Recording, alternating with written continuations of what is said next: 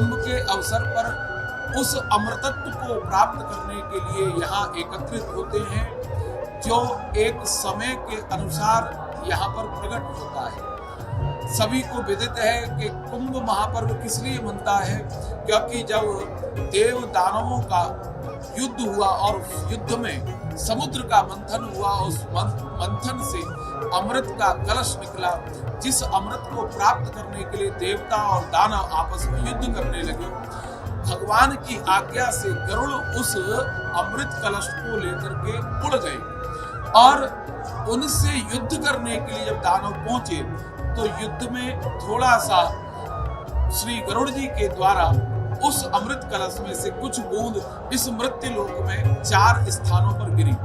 उनमें से प्रयागराज, हरिद्वार, उज्जैन और नासिक प्रमुख हैं। जिन जिन नक्षत्रों में जहां जहां बूंद गिरी अमृत की, वहां उन्हीं नक्षत्रों में आज भी कुंभ का महापर्व लगता है। इस समय वो अमृत, ऐसी हमारी शास्त्रों की मान्यता है, आचार्यों का मत है कि उस नक्षत्र में वह अमृत इन नदियों में प्रकट होता है और सभी सनातनी स्नान करके यहाँ आकर जप तप पूजा पाठ दान धर्म करके उस अमृत को कमाने के लिए, उस अमृतत्व को लेने के लिए आते हैं। यहाँ पर कुंभ का महत्व क्या है?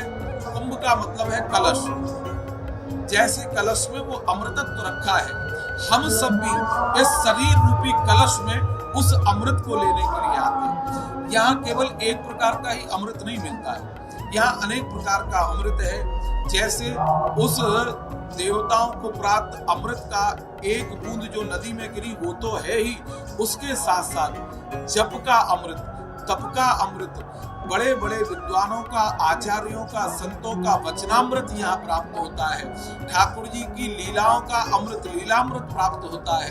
भगवत दर्शनामृत प्राप्त होता है।